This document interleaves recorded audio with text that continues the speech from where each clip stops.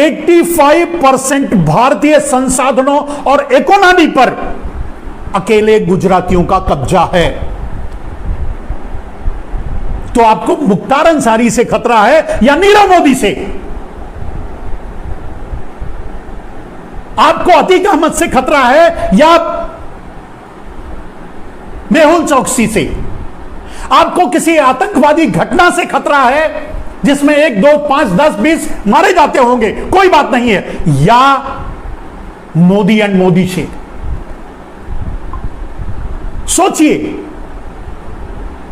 इस तथ्य को लोगों तक पहुंचाइए, तभी बंद होगा 80-20 का नारा।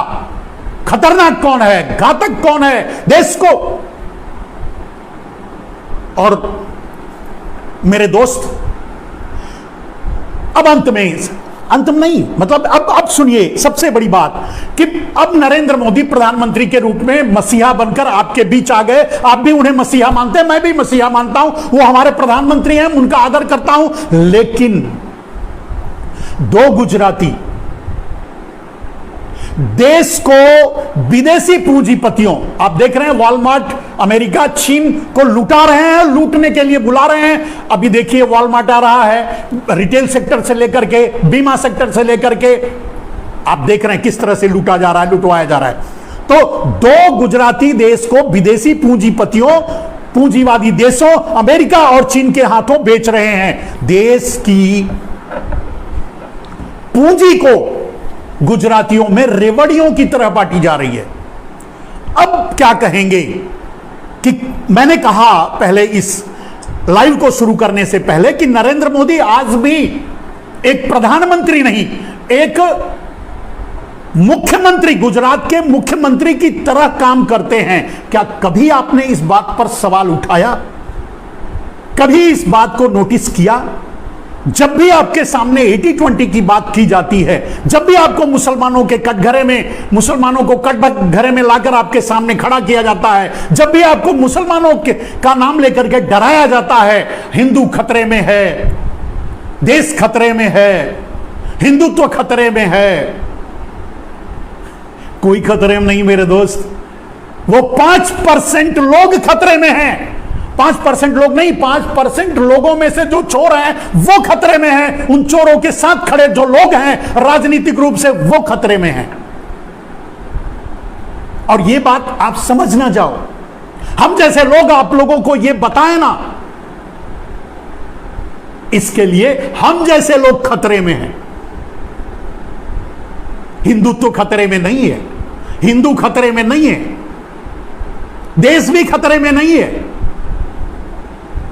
न जाने कितने मोदी, न जाने कितने मनमोहन मिश्रा आएंगे और जाएंगे मेरे दोस्त, ये देश यूं ही खड़ा रहेगा।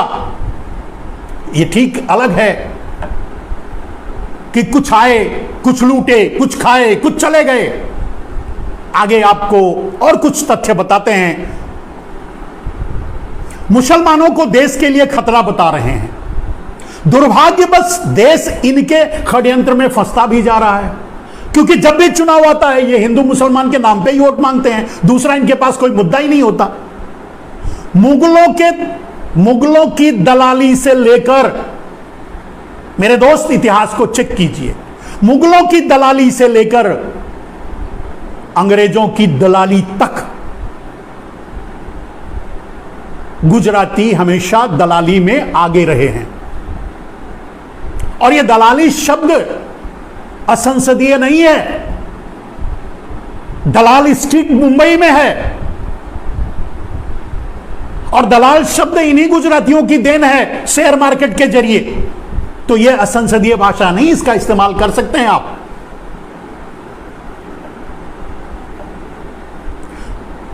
मैंने कहा कि मुगलों के दलाल भी और अंग्रेजों के दलाल भी। आगे कुछ ऐतिहासिक तथ्य और भी मैं आपके सामने रखूंगा जो आपके दिमाग को झंझना करके रख देगा। ऐतिहासिक तथ्य, जिस तथ्य को आपको आपके दिमाग से 80-20 चला जाएगा, इसके बाद अगर आप इस वीडियो को वायरल करेंगे, लोगों तक पहुंचाएंगे, तो कोई 80-20 की बात नहीं करेगा। सुनिए, जब मुट्ठी भर मुगल भारत में चोरी करने आए थे, वो मुसलमान नहीं थे, वो मुगल थे। तो जब मुट्ठी भर मुगल भारत में चोरी करने आए तो भारत में सिर्फ हिंदू थे। आप इस बात को समझिए। उसके पहले आपको 600, 700, 800 साल, 1000 साल पहले आप देख लीजिए, कहीं मुसलमान थे भारत में? जब जिसको वैदिक भारत आप कहते हैं, जो अफगानिस्तान तक अपना भारत हुआ करता था, तो क्या उसमें मुसलमान थे? नहीं। जब मुट्ठी भर मुगल भारत में चोरी करने आए तो भारत में सिर्फ हिंदू थे। मैं हिंदुओं की बात कर रहा हूं, आप उसको ध्यान से सुनिएगा।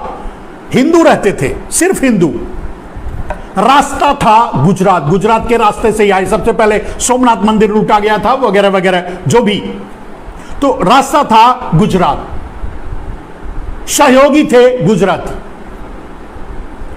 गुजराती भाई बड़े मृदुल स्वभाव के होते हैं, बड़ी मीठी मीठी बातें करते हैं, और ये बाहर भी यही व्यापारी होने के नाते यही बाहर जाते थे, तो यही लोगों के संपर्क में आते थे, यही इन्हीं के साथ लोग आते थे।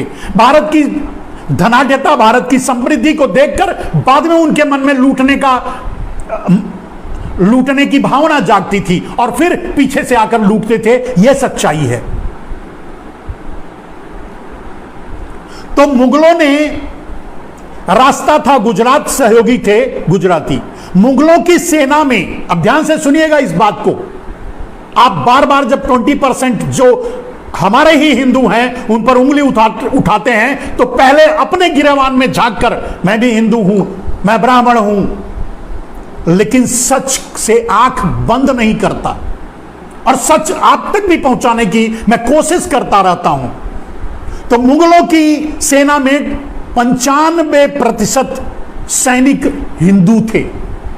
जब मुगल आए तो यहां कुछ मुगल आए थे, तो वो यहां राज करने की कोशिश किए, राज करना शुरू किए, यहां के कुछ लोगों को मिलाया, तो तब उन्होंने अपनी राज्य स्थापित की, यहां रहने लगे। यहां पर राज करना चाहे तो राज क्या करेंगे? कितने लोग अफगानिस्तान या कहां से, मतलब जहां से वो आए थे वहां से कितनी सेना लेके आते? नहीं लेके आ पाते।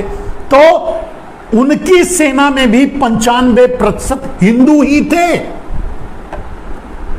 और वही हिंदू मुगलों के इशारे पर, मुगलों के कहने पर तलवार उठा करके अपने ही हिंदुओं को मुसलमान बनने के लिए मजबूर किया। इसके लिए कोई मुसलमान कैसे जिम्मेदार हो गया? अपने ही हिंदू, जो मुगलों की सेना, आप देख लीजिए, बड़े बड़े सिपह सालार तक मुसलमानों के बड़े बड़े मुगलों के सिपह सालार, मुसलमानों के नहीं, बड़े बड़े मुगलों के जो राजा थे उनके सिपह सालार जो थे वो भी बड़े बड़े कोई अब हमारे ही हिंदू ही थे। नाम लेने से क्या फायदा? तो और हिंदुओं की 95% हिंदू ही उनकी मुगलों की सेना में थे। उन्हीं 95% हिंदुओं को तलवार थमा करके मुगलों ने अब भारतीय हिंदुओं को मुसलमान बनने पर मजबूर किया। अगर आपके अंदर न्याय है, अगर आपके अंदर जस्टिस है, अगर आप इस बात को तस्दीक कर लीजिए, अगर आपको मिल जाए, तो फिर कभी भी 80-20 की बात ना करना, ना 80-20 की बात पर भरोसा करना, और आप समझना कि एक साजिश है। मेरे दोस्त, थोड़ा आगे मैं बताता हूं इतिहास की बात। जब गिनती के घोड़े, चलिए मुगल आए, मुगल रहे, मुगलों की सेना में 95% हिंदू थे, उन्होंने ही मिलकर लोगों को जबरदस्ती मुसलमान बनवाया। हिंदुओं को, जिन्हें आज आप मुसलमान कह के गाली देना चाहते हो, जिन्हें आप आज मुसलमान कह के गोली मारने की बात करते हो, जिन्हें आप आज मुसलमान कह के, वो हिंदू हैं, हिंदू थे, यही सच है। और आप भी कहते हो, आरएसएस भी कहता है, भारतीय जनता पार्टी भी कहती है, तो आप 80-20 की बात कैसे कर सकते हो? 80-20 की बात तो इसलिए करते हो कि 5% लोगों के पापों पर पर्दा डाला जा सके, कोई उन पर उंगली ना उठाए। इसीलिए मैंने कहा कि नरेंद्र मोदी आज भी एक मुख्यमंत्री की तरह काम कर रहे हैं, प्रधानमंत्री की तरह नहीं। अगर प्रधानमंत्री की तरह काम करते तो पूरा देश उन्हें अपना लगता। हर ठेका, हर देश का हर जो भी बिके वो एक आदमी के पास नहीं जाता। चलिए उस विषय पर और बात करेंगे, दूसरे दिन उस मुद्दे को उठाएंगे। जब अब आते हैं मुगलों से गोरों की बात, अंग्रेजों की बात। जब गिनती के गोरे भारत लूटने आए तब भी भारत में हिंदू और जबरदस्ती जो जिन हिंदुओं को मुसलमान बनाया था, यानी कन्वर्टेड मुसलमान, तो हिंदू और मुसलमान ही भारत में रहते थे। यानी अगर कहा जाए परोक्ष में तो हिंदू ही रहते थे। फिर क्या हुआ? सहयोगी तब भी वही गुजराती थे, 5%। आपने सुना होगा कान्हा नाम का कोई गुजराती गया था तो लेके आया तो वो उसको पता चला, ये सब कहानियां छोड़ दीजिए, रास्ता गुजरात था। किसके कहने पर कैसे हुआ, लेकिन था वही। सबसे पहले ईस्ट इंडिया की कंपनी की स्थापना गुजरात में हुई, अंग्रेजों का पदार्पण गुजरात में हुआ। और इसलिए हुआ क्योंकि ये व्यापारी होते थे, जाते थे, मृदुभाषी हैं गुजराती, व्यापार में प्रवीण हैं, मुखर हैं, सक्षम हैं, अच्छे हैं, व्यापार करते हैं, अच्छी बात है। इसलिए लोग उनके पीछे पीछे आते थे। जैसे मुगल आ गए वैसे अंग्रेज भी आ गए, वैसे डच आए, वैसे फ्रांसीसी आए, वैसे जर्मन आए, वैसे ब्रिटिश आए।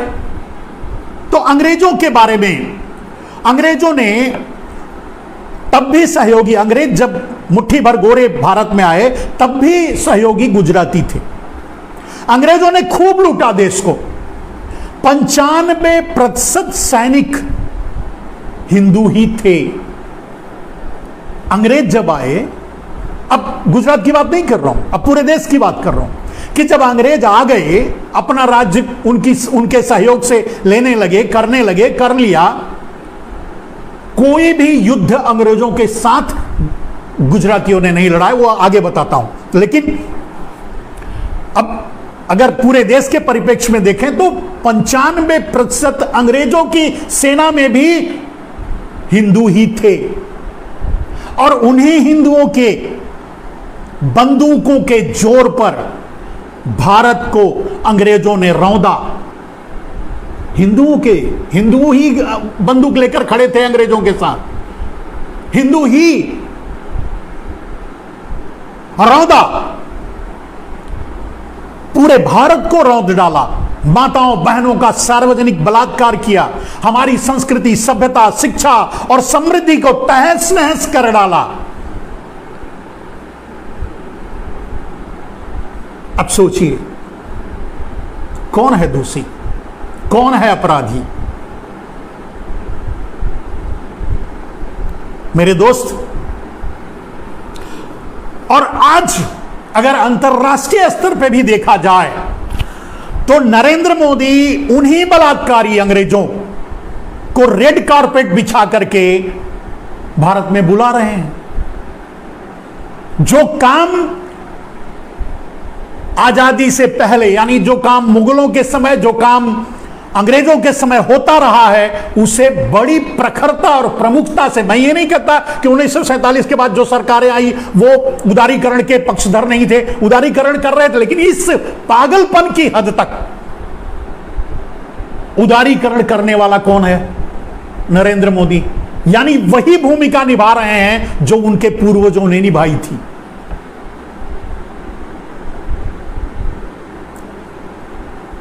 अंग्रेजों को कारपेट बिछा करके बुला रहे हैं भारत में। आप इससे सहमत हैं? भारत के हर क्षेत्र को 100% FDI in 100 sector Narendra Modi ही और आरएसएस एफडीआई का विरोध कर रहा था, जीएसटी का विरोध कर रहा था। आते ही 100% एफडीआई ने 100 सेक्टर लागू किया। अंग्रेजों के लिए, विदेशियों के लिए रेड कारपेट बिछाया गया। आप कहेंगे कि बिना अंग्रेजों का, बिना एफडीआई का विकास नहीं हो सकता। सवाल ही नहीं उठता। आप अगर राजीव भाई को जानते हैं, पढ़े हैं, सुने हैं, तो आप देख लीजिए, कभी भी बाहरी हमारा विकास नहीं करते, हमको लूटने आते हैं, पहले भी, बाद में भी, आज भी। चाइना हमारा विकास करने आया है। गुजरात के 70% से ज्यादा प्रोजेक्शन चाइना के हाथ में है, और चाइना बॉर्डर पे हमारे ही देश में घुस करके हमारे देश में दखलंदाजी भी कर रहा है, गांव भी बना रहा है, थ्रेट भी कर रहा है, सब कुछ कर रहा है। आप किसे राष्ट्रवादी मानते हैं मेरे दोस्त? किस तरह से मानते हैं, मैं नहीं समझता। मैं आज जवाब 80-20 का देना चाहता हूं, उस खतरे को आपको से आगाह करना चाहता हूं। इस विषय पर मैं बात करने के लिए आज आया हूं, और आगे 5 बड़े ऐसे तथ्य मैं आपके सामने रखूंगा जो आपके दिमाग को हिलाकर रख देगा, जो मैं बहुत बार रखता रहा हूं। मेरे दोस्त, ऐतिहासिक रूप से मैं पहले भी कह चुका कि 1000 साल के इतिहास में कभी भी गुजरातियों ने बाहरी आक्रमणकारियों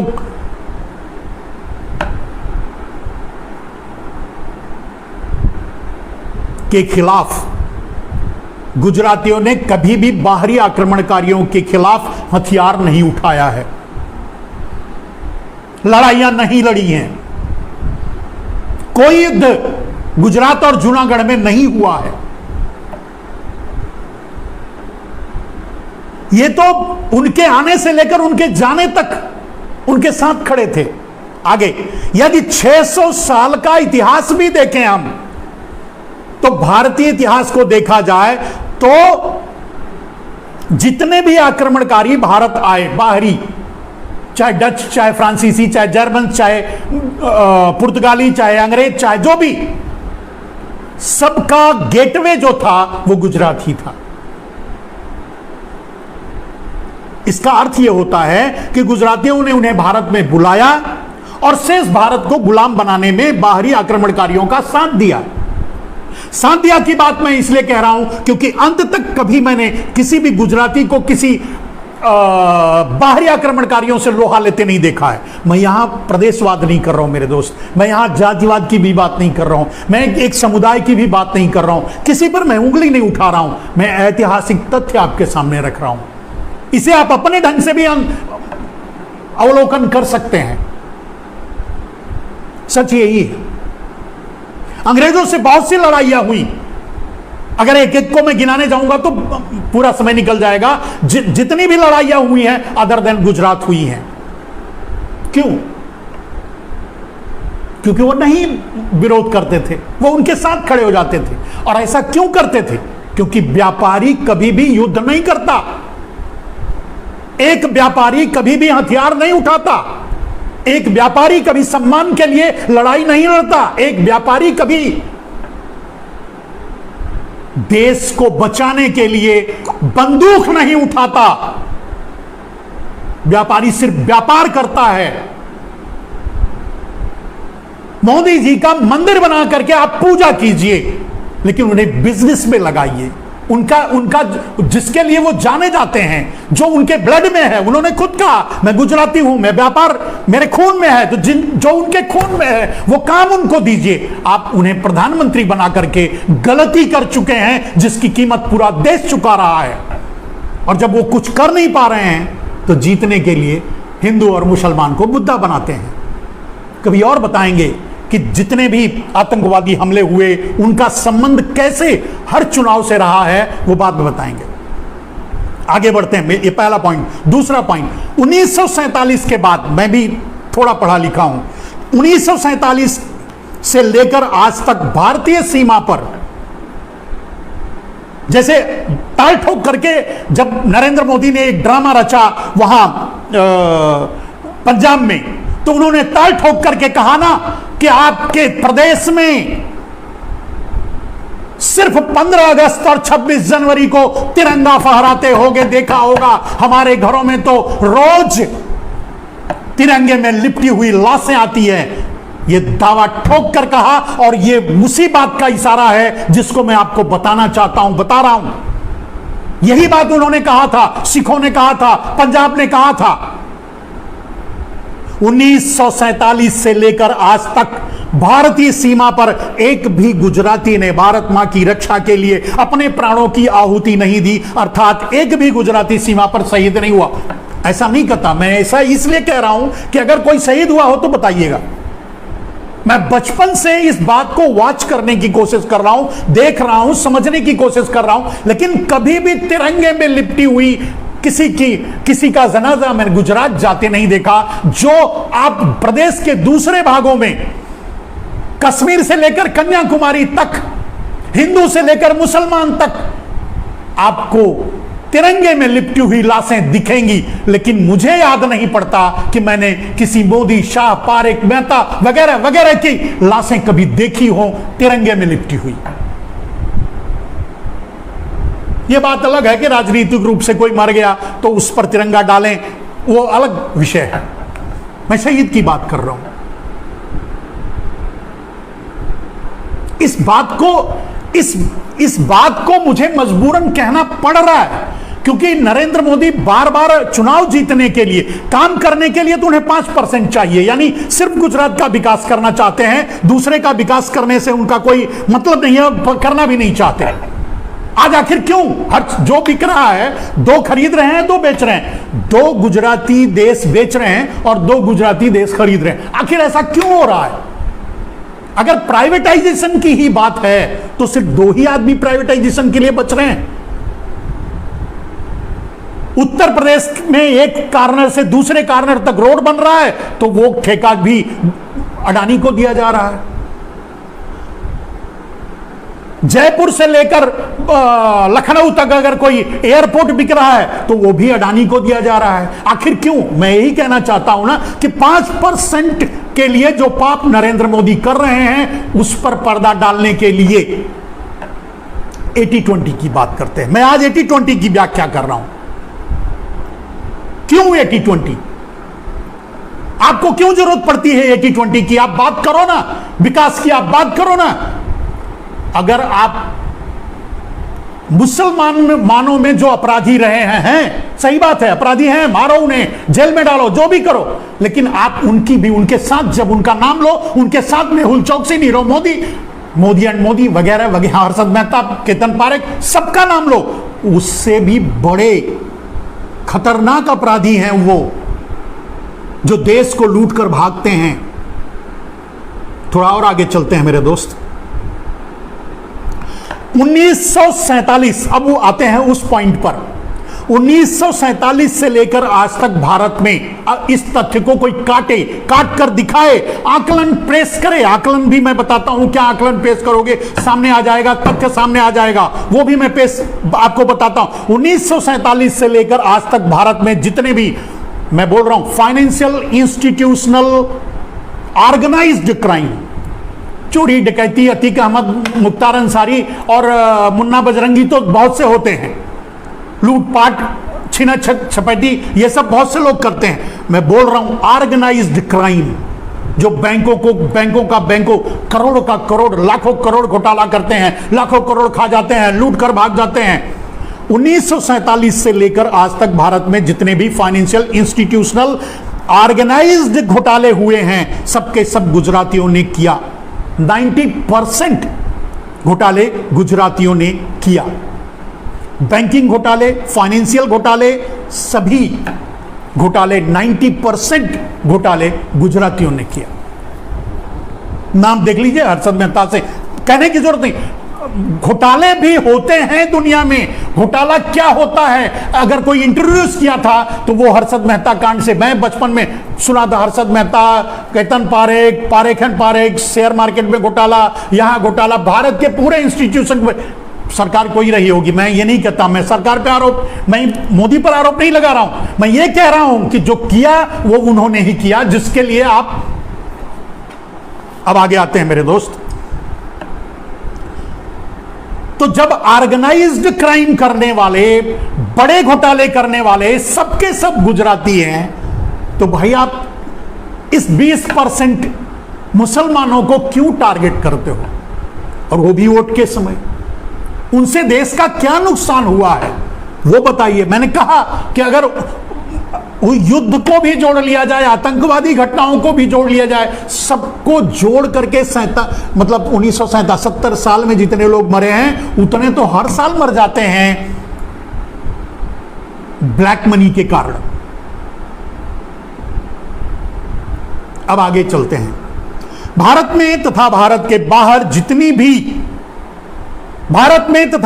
बाहर जितनी भी ब्लैक मनी है 90% गुजरातियों के पास है, अर्थात काला धन 90% गुजरातियों ने ही जमा कर रखा है, चाहे जिस भी स्वरूप में हो, देश में हो या विदेश में। अब इसको प्रूफ का यही अंदाजा आप समझ जाएंगे कि जब नरेंद्र मोदी आए तो नरेंद्र मोदी एक लिस्ट लेकर घूमा करते थे, चुनाव प्रचार में जाया करते थे, बड़े बड़े दावे किया करते थे, 15-20 लाख का आपको भी लालच दे दिया था, कहते थे मैं सबको जेल भेजूंगा, किसी को नहीं छोड़ूंगा। किसी को जेल भेजा? याद करके बताइए, सोच के बताइए, नहीं ना। और आपको याद दिला दूं, ये मैं गवाह हूं, ताल कटोरा स्टेडियम में मैं था जहां नरेंद्र मोदी थे और स्वर्गीय अरुण जेटली थे और राजनाथ सिंह थे। वहां नरेंद्र मोदी ने वादा किया था कि वो काले धन को राष्ट्रीय संपत्ति घोषित करेंगे। मैं था उस मीटिंग में। क्या किया? काले धन को राष्ट्रीय संपत्ति घोषित किया। अगर राष्ट्रीय संपत्ति घोषित कर दे तो वो सीधे सरकार के पास आती, यानी उसका लाभ आम आदमी को पहुंचता। वो नहीं करना था, उसे अंडरग्राउंड करना था, उसे बांट करके अपने लोगों को देना था। वो कर दिया नरेंद्र मोदी ने। आपको याद कीजिए, जब सत्ता पर बैठे एफडीआई को मिनिमाइज करूंगा, एफडीआई नहीं आने दूंगा भारत में, यह वादा किया था। काले धन को राष्ट्रीय संपत्ति घोषित करना, एफडीआई को मतलब मिनिमाइज करना और बड़े नोटों को बंद करना, ये सारे वादे थे। और भारतीय जनता पार्टी के ज्यादातर वो नोट्स और वो सिग्नेचर वो भी आज भी मेरे पास हैं। भारतीय जनता पार्टी के ज्यादातर बड़े नेताओं ने साइन करके दिया था। नरेंद्र मोदी ने ताल कटोरा स्टेडियम में वादा किया था, लेकिन जब प्रधानमंत्री बने तो काले धन को राष्ट्रीय संपत्ति घोषित नहीं किया, एसआईटी गठित कर दिया, सुप्रीम कोर्ट के हवाले कर दिया। ये गेम प्लान, तभी तो अंडरग्राउंड जाएगा, तभी तो अंडरग्राउंड डील होगी। अगर एक भारतीय के पास अगर 5,000 करोड़ स्विस बैंक में जमा है तो 2,500 करोड़ नरेंद्र मोदी के कहने पर किसी गुजराती को दे दिया गया और वहां उसको सेटल कर दिया गया और 2,500 करोड़ उस आदमी के, उस चोर के पास जो वहां जमा किया था उसके पास रह गया। यही डील हुई। इस पर कभी और, काले धन पर कभी और अकेले बात करेंगे। आज सिर्फ 80-20 की बात कर रहे हैं, इसके लिए सेलेक्टिव बात करेंगे। तो दोस्त, भारत और ब्लैक मनी, 90% ब्लैक मनी गुजरातियों के पास है। यह बात मैंने इसलिए कहा क्योंकि नरेंद्र मोदी जब आए, एसआईटी गठित किया, जब सुप्रीम कोर्ट में मामला आया तो 3 नाम उजागिर किए थे। याद कीजिए वो 3 नाम किसके थे? वो तीनों गुजराती थे। वो तीनों नाम गुजराती थे और उस नाम को दबाने के लिए, वो बेचारे जिंदा हैं या मर गए पता नहीं, खप गए, कहां दबा दिए गए पता नहीं, उस नाम को दबाने के लिए नानी याद आ गई।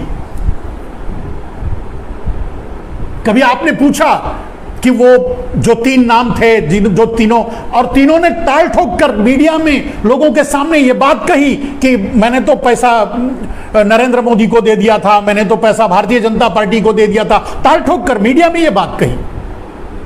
उस मुद्दे को दबाने, उन 3 नाम को दबाने में मोदी को पसीने आ गए और उसके बाद उन्होंने कसम खा ली कि अब मैं किसी का नाम नहीं बताऊंगा, मतलब जितने चोर हैं उनका सब नाम छुपा लूंगा। वादा तो करके आए थे कि काले धन की लिस्ट लेकर घूम रहे थे कि सबको जेल भेजेंगे, जेल भेजने की छोड़ दीजिए, नाम बताने के लिए तैयार नहीं। आज भी बता दे, चुनाव लड़ रहे हैं ना, तो चुनाव में नाम बताकर चोर कौन है, मतलब काले धन के चोर कौन है, उनका नाम बता दे।